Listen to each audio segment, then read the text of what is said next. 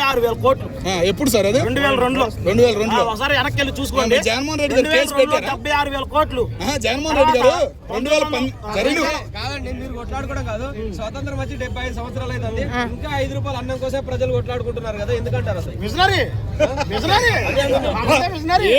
Dialogue 5 రూపాయలు అన్నం పెడతారంటే విజనరీ కదా మరి. జాబ్స్ వద్దు, ఓన్లీ అన్న క్యాంటీన్ జాబ్ మా ఊర్లో ఇచ్చి అందరూ సాఫ్ట్వేర్ ఇంట్లోనే చేసుకుంటారు. 30,000 జగన్ గారు ఆయన 5 రూపాయలు కూడా అన్నం పెట్టలే అంటున్నారు, దాన్ని ఏమంటారు? జగన్ గారు ఆయన 5 రూపాయలు అన్నం కూడా పెట్టారు, 5 రూపాయలు అన్నం కూడా తీసేస్తాడు.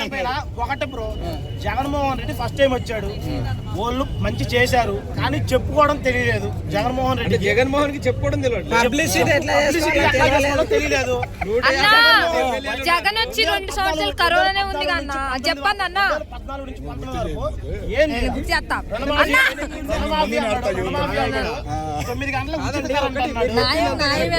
ఏకీభవిస్తున్నాం. మీరు చెప్పిందంతా కరెక్ట్, చెప్పుకోవడంలో విఫలమయ్యారు. ఎంతసేపు పవన్ కళ్యాణ్ తిట్టడంలో వాళ్ళ మంత్రులు వాళ్ళ ఎమ్మెల్యేలు మునిగిపోవడం వల్లనే ఈ రోజు మరి ప్రభుత్వం ఓడిపోయింది.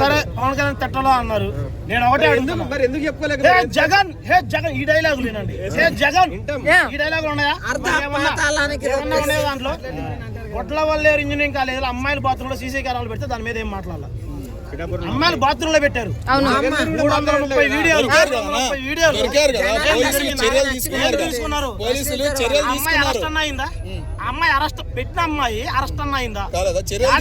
పేపర్లు చంద్రబాబు నాయుడు మెయింటైన్ చేసిన పేపర్లు కాదయ్యి. చంద్రబాబు నాయుడు అట్లాంటి ఎన్నో మెయింటైన్ చేసి ఆ స్థాయికి వచ్చింది. చెప్తున్నది డెవలప్మెంట్ ఏముండదు, న్యూస్ ఛానల్ మెయింటైన్ చేస్తుంటాడు అంతే. మరి మీ జగన్మోహన్ రెడ్డి గారు కూడా అలాగే అవుతారేమో 40 ఏళ్ల తర్వాత. ఛానలే ఉండేది, ఏమన్నా చూపిస్తే ఒక ఛానల్ లో చూపించాలి. ఒక ఛానల్ లో చూపిస్తే మీరేమంటారు? ఆ ఒక ఛానల్ లోనే సెల్ఫ్ డబ్బా కొట్టుకున్నారని మీరే అంటారు. అక్కడ 4 ఛానల్లో సెల్ఫ్ డబ్బా కొట్టుకుంటే దాని గురించి మాట్లాడరు. అన్న మన వచ్చిన 2 సంవత్సరాలకి కరోనా వచ్చింది కన్నా, జనాలు ఏం చేద్దాం అడుగన్నా. వ్యాక్సినేషన్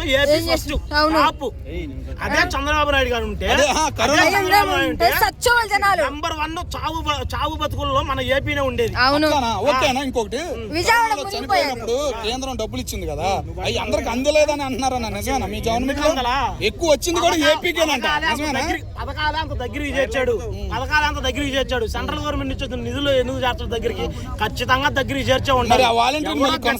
ఒకటి చెప్తా బ్రో, మనసాక్షి ఉంటే మనసాక్షి ఒకటి ఉంటే నేను చెప్పు. 22 మంది పాకిస్తాన్ లో ఎవడు? జగన్మోహన్ రెడ్డి గారు తీసుకొని వచ్చింది. రీసెంట్ గా లోకేష్ గారు కూడా తీసుకొచ్చారు కదా 150 మంది.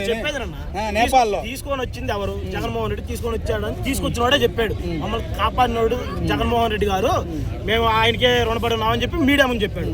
తర్వాత కూటమి ప్రభుత్వం వాళ్ళు వెళ్ళి మాట్లాడిన తర్వాత ఏం చెప్పాడు? మాకు నిధులు ఇచ్చారు, తీసుకొచ్చి జగన్మోహన్ రెడ్డి తీసుకొచ్చాడని చెప్పాడు. వాడికి ఏమన్నా సిగ్గన్నా ఉంది వాడికి? అంటే చేసిన పని కూడా సక్రంగా చెప్పుకోలేకపోతున్నాడు. దేని భయం వల్ల అంటావా?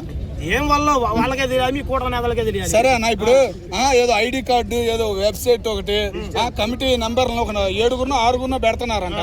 మళ్ళీ వాలంటీర్కి మళ్ళీ దెబ్బ పడిద్ది అంటావా? ఇది ఏమైనా గెలుస్తాడంటావా? మళ్ళీ దెబ్బ అనేది పడదు, కానీ నేను జాగ్రత్త చెప్పడం ఏంటంటే, ఈ కమిటీ మెంబర్స్తో పాటు ఎమ్మెల్యేలు ఎవరైతే ఉన్నారో, నియోజకవర్గ ఎమ్మెల్యేలు ప్రజలకి చేరువయ్యి ఇచ్చే పథకాలు కానీ, మనం ప్రీవియస్గా ఏమి ఇచ్చాము, ఫ్యూచర్లో ఏమి ఇవ్వబోతున్నాము, కూటమి ప్రభుత్వం చేసిన దగా కుట్రల గురించి ఎక్స్ప్లెయిన్ చేయాలని మేము కోరుకున్నాం. ఎమ్మెల్యే ఖచ్చితంగా వీళ్ళ 7 మందితో ప్రజల్లోకి వెళ్ళాలి.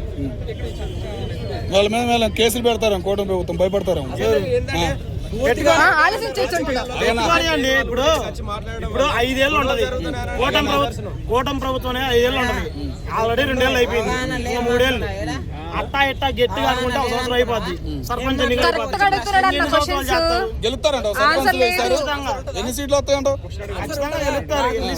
గెలుస్తారంట. ఇప్పుడు బాలకృష్ణ గారు అసెంబ్లీలో ఒక మాట చేశారు కదా, చిరంజీవి గారు కానీ ఇప్పుడు మన అభిమానం జరిగింది అంటే వైఎస్ఆర్సీపీ, అందుకనే కదా పవన్ కళ్యాణ్ జ్వరం వచ్చింది. ఎక్స్ప్లెనేషన్ ఇవ్వాలి. అందుకే మేము అడుగుతా అంటే మీరు ఇవ్వాలి, అందుకే కదా అడిగేది. నేను కాదు, బాలయ్య బాబు చిరంజీవి గారిని తిట్టారు, దాని గురించి పవన్ కళ్యాణ్ గారిని ఎవరైనా ఎక్స్ప్లెనేషన్ కోరారనుకో, దాని మీద ఎక్స్ప్లెనేషన్ ఏమీ లేడు. జ్వరం వచ్చేసింది. టైఫాయిడ్ అదే జ్వరం. అంటున్నాం టైఫాయిడ్. మేమేందంటే మీడియా పరంగా అడుగుతాం, మీరు అన్ని ఆన్సర్ ఇస్తే ప్రజలు వణుకు చూస్తారు. మాకేం అవసరం లేదు మీ డీటెయిల్స్ మీరు బయట. సో ఏంటంటే గతంలో ఒకప్పుడు పవన్ కళ్యాణ్ గారు అన్నారు మా అన్నయ్యని కించపరిచారని, మరి అప్పుడు స్పందించారు చిరంజీవి గారు, ఇప్పుడు ఎందుకు స్పందించారు? అన్నయ్యని కించపరిచాడు అని చెప్పాడు. దానికి చెప్పి 3 సంవత్సరాలు అయిపోయింది. చిరంజీవి గారే పాజిటివ్ గా స్పందించారు. అది ఇప్పుడు అప్పుడు ఎందుకు చెప్పలేదు రిప్లై? అప్పుడు మా తమ్ముడు గెలవాలనుకున్నాడు. అదే అంటావు. అప్పుడు మా తమ్ముడు గెలవాలనుకున్నాడు. గెలిచాడు ఇప్పుడు ఆయన మీద అభాండాలు వచ్చేసరికి నిజాన్ని బయట పెట్టాడు. అంతే. అంటే మరి ఇప్పుడు బాలకృష్ణ గారు చెప్పింది కరెక్ట్ అంటారా? పేర్ని నాని గారు ఏమంటున్నారంటే మహేష్ బాబు గారు జగన్మోహన్ రెడ్డి గారు మెచ్చుకున్నారు, అప్పుడు అందరు కూడా ఇప్పుడు అట్లా అంటున్నారు. ఈ రోజు తెలంగాణలో చూస్తే కాలు మీద కాలేసుకొని రేవంత్ రెడ్డి గారు ఒకటి బాలకృష్ణాన్ని పట్టించుకోలేదు. పైన బొచ్చు, చేతిలో పెగ్గు, ఇయే కాదు సార్, కొంచెం ఒంటికి కూడా సిగ్గు అనేది ఉండాలి. అది గుర్తుపెట్టుకోండి. మేము అంటే బాలకృష్ణ గారు ఎక్కువ సిగ్గులేదంటారా? అంటే సిగ్గులేదని మేము చెప్పట్లా. ఇప్పుడు చెప్పారు కదా. డైరెక్ట్ గా ఆయనే అన్నాడు కదా మైకులు. అంటే అంత పెద్ద అసెంబ్లీలో అంటే నేను ఇక్కడ అంటే కొంచెం ఏదో వచ్చింది. అంటే కొన్ని నార్మల్ పర్సన్స్ వాళ్ళేమో ఇది ఏదైనా హిందూపురం ఎమ్మెల్యేలు నాయకుడు సభకు పంపించారంటే మీ మీద ఎంతో కొంత నమ్మకంతోనే పంపించారు. మాట్లాడండి, ప్రజా సమస్యల మీద పోరాడండి. అంటే హైడ్రిక్ గెలుస్తుండే కదా ఆయన. అంటే కామినేని గారు ఆయనని చిరంజీవిని లేపడం మరి జాకీ అది మరి వాళ్ళ ప్రజలకు ఏం చేశాడో మాకు తెలియట్లేదు. హిందూపురం ఏం చేశాడు అంటే మా ఏమన్నా మంది ఏమన్నా పెట్టాడు మాకు ఏం తెలియదు. ఎప్పుడు కూడా హిందూపురం సమస్యలు అసెంబ్లీలో మాట్లాడని బాలకృష్ణ అంటే వేరే వాళ్ళు తిట్టడం ఎట్లా చూస్తారు? ఎప్పుడు కూడా హిందూపురం సమస్యలు మాట్లాడలేదు. నియోజకవర్గం సమస్యల గురించి మాట్లాడకుండా వేరే వాళ్ళని తిడతాం, తిట్టడము అంటే ఆయన స్టైల్ చూపించడం సినిమాల్లాగా దాని గురించి ఏమంటావు? హిందూపురం గురించి మాట్లాడలేదు.